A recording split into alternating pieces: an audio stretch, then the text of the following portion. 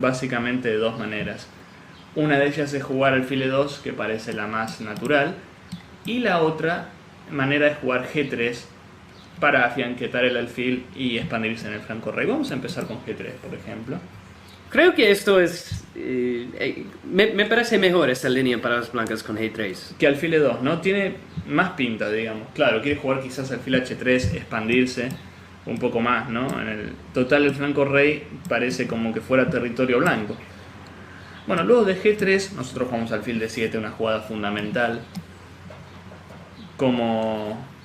Es muy claro en ese tipo de posición que las negras estarían jugando al flanco dama y las blancas al flanco rey. Y de hecho creo que nos vamos a enrocar largo, ¿no? Es más que probable, porque enrocarse corto sería muy riesgoso, ¿no? Con tan pocas piezas, digamos, muchas piezas del blanco que pueden avanzar sobre nosotros. Y no tenemos a disposición el caballo F6, ¿no? Que sería el mejor defensor del enroque. Luego de alfil D7, las blancas generalmente juegan H4. Antes de hacer alfil H3 o alfil G2 se quieren expandir un poco más. Nosotros nos enrocamos largo. Un tip acá para recordar es que los caballos G5 no suelen ser tan molestos, porque siempre tenemos a disposición alfil E8 defendiendo F7 y luego podemos echar ese caballo de ahí. Sí, puede ser también en el futuro para demostrar una maniobra muy efectiva para las negras. Es, digamos, como H6 o F6 en el futuro. Claro. Puede ser, si las blancas, qué sé yo, F4. Sí. Puede ser F6 seguido por alfil G6. Es cierto, el alfil, que parece totalmente cerrado, a veces entra al juego, ¿no? Por G6. Esta es una maniobra típica de la defensa francesa en sí, ¿no? No solo de esta posición. El alfil generalmente, cuando no tiene buenas diagonales, encuentra un futuro vía E8, G6 o H5. Bien. Entonces, las blancas juegan alfil H3. Y aquí sí una jugada muy importante, muy difícil de encontrar o de entender el plan en sí si no se conoce con anterioridad. Jugamos F5. Una jugada difícil de entender, ¿no? Pero la ventaja es que si el blanco quiere abrir la posición, lo tiene que hacer ahora mismo, ya que después no podrán tomar el paso. Y si no toman al paso, supongamos que se enroca, aquí con negras tenemos un plan muy bueno que es caballo H6, alfil E7, caballo F7 y luego podremos atacar en el flanco rey, ¿no? La idea es claramente G5, pero podemos apoyarnos de torre G8, H6 también, o G6, H6 y G5. Hay muchísimos planes para las negras. Y me parece muy difícil generar contrajuego para las blancas también en esta posición. Así es. Luego, por ejemplo, de caballo H6, si él jugara caballo G5 tratando de evitar nuestro plan, aún así podemos jugar alfil E7, torre F8 y luego caballo F7 para desalojar ese caballo, y luego podemos seguir intentando atacar en el flanco rey. Lo más interesante es que el flanco de dama sigue congelado y no hemos visto a las blancas poder abrir aún, ¿no? Mientras que nosotros ya tenemos chances de abrir en el flanco rey. Y bueno, eso nos deja jugar a ganar, ¿no? Que es interesante. Entonces, luego de alfil H3, F5, el alfil se está en F8, las blancas por lo general capturan en F6. Tiene que abrir al lado rey. Tiene que. Sí, aquí las negras, esto es muy importante tomar de peón, ¿no? Esto es interesante explicarlo. Como decíamos antes, si tomamos de pieza, dejamos holes muy importantes, ¿no? Agujeros en nuestra posición. En este caso la casilla de 5 me parece muy muy fuerte para las blancas. Es fundamental tomar de peón G. Las blancas se enrocan. Es muy temático también capturar con el peón G porque está preparando abrir el centro con E5. Así es. Y la columna G queda abierta, ¿no? En caso de que algún día podamos atacar. Aquí las negras juegan caballo G6. Básicamente la idea es jugar caballo F7 para apoyar el E5. Pero bueno, esta posición en particular tuve la chance de estudiarla años atrás y encontré una jugada muy fuerte para las negras.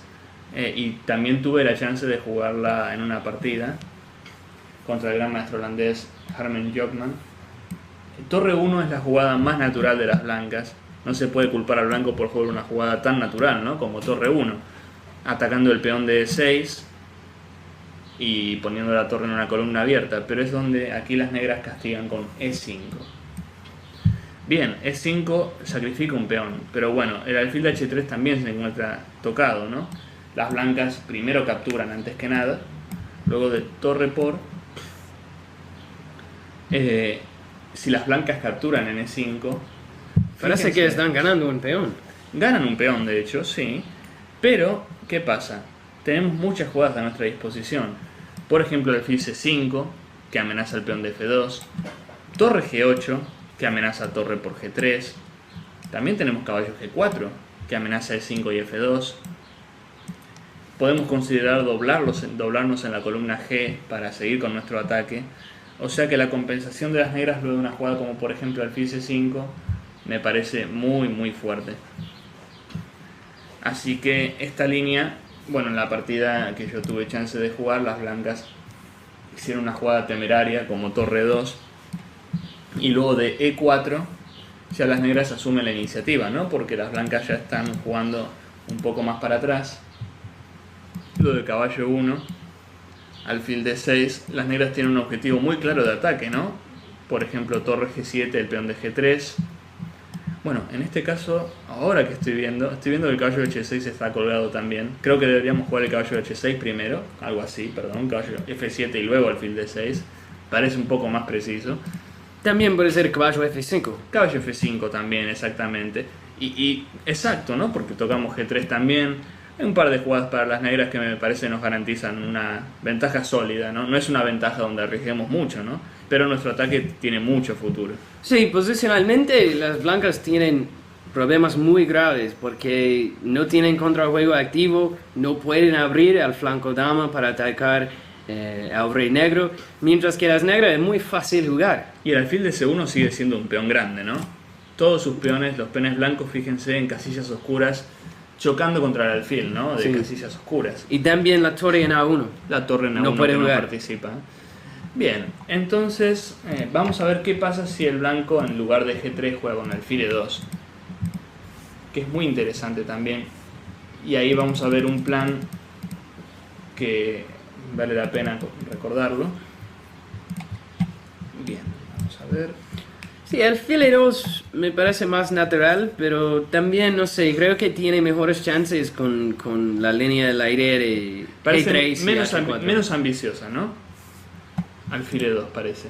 Luego de C3, bueno, dama B6, caballo F3, caballo C6, A3, C4, caballo D2, caballo A5. Recuerden caballo A5 no solo para evitar B3, sino para defender bien el peón de C4 y evitar los trucos de alfil por C4. Si las blancas juegan alfil E2, nosotros podemos jugar alfil D7. Bien, aquí vamos a ver un plan muy importante. Por ejemplo, si las blancas se enrocan, que es una jugada muy muy natural. Aquí no hace falta enrocarse largo tan rápido. No tiene sentido. No. No hay necesidad. Si el centro está cerrado así, ¿por qué enrocan? ¿Por qué desperdician un movimiento para enrocar así? Pueden de hecho aprovechar ese tiempo para desarrollar una pieza o un caballo E7. Pero aquí el plan que vamos a ver es muy interesante. En realidad no nos enrocamos porque necesitamos la casilla C8 libre para una de nuestras piezas. El blanco puede intentar, por ejemplo, torre B1 con idea de B3 y abrir el flanco dama. Nosotros hacemos una jugada anticipándonos a ese plan, jugando dama C7. Y quiero decir algo aquí. Sí. Si las blancas mueven su dama, por ejemplo, dama E1, sí, tratando de jugar alfil D1, creo que las negras, prestando atención, pueden jugar alfil A4. Así es, y luego su alfil... Es buenísimo. Si se puede controlar ese diagonal, también... Puede entrar al juego por C2, exactamente. Y si las blancas juegan alfil D1, estamos cambiando un alfil muy fuerte, ¿no? El blanco se quedaría con el mal alfil de C1, y nosotros nos deshicimos del mal alfil y nos quedamos con nuestro alfil bueno, que sería el alfil de F8. Posicionalmente, la posición blanca es terrible sin este alfil. Así es. Bueno, luego de torre B1, dama C7. Si las blancas juegan B3, el peón de C3 será una debilidad. Pero además dama C7 no solo quiere salir de, digamos, el fuego de torre B1. Las negras lo que quieren jugar es caballo C8, caballo B6 y alfil A4. Con esta maniobra el bloqueo del flanco dama es un hecho. También con alfil A4 puede entrar en C2. Así es. La misma idea. La misma idea. O sea que mejoramos nuestro alfil, bloqueamos el flanco dama totalmente y luego nos podemos enrocar. Y por qué no, algún día podemos especular con algún ataque en el flanco rey. O sea, clave es jugar caballo E7 primero, no enrocarse tan rápido, y dama C7, no solo para salir de la columna B, sino para jugar caballo C8, caballo B6 y luego alfil A4. Por ejemplo, si en lugar de torre B1 aquí las blancas juegan torre 1, de todas maneras jugamos dama C7.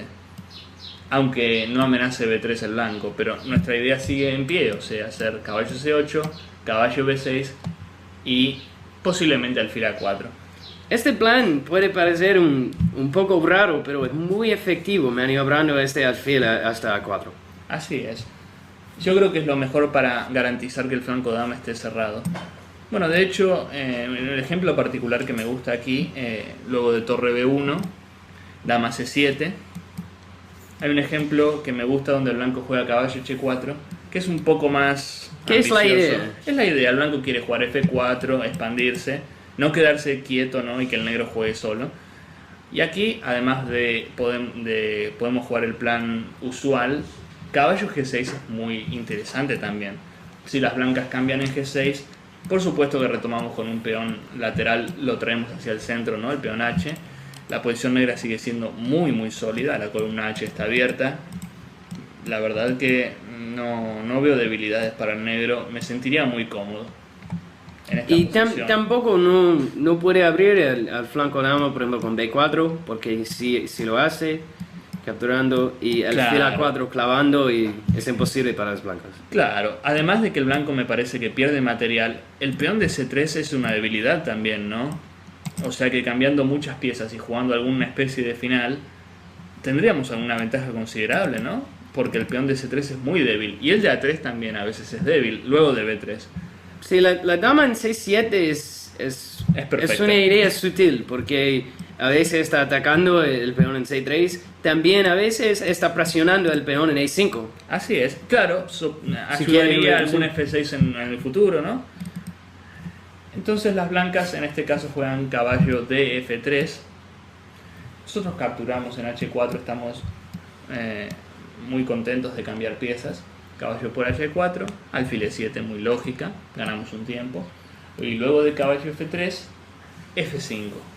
Con esto nos garantizamos que ya ganamos algo de espacio en el flanco rey.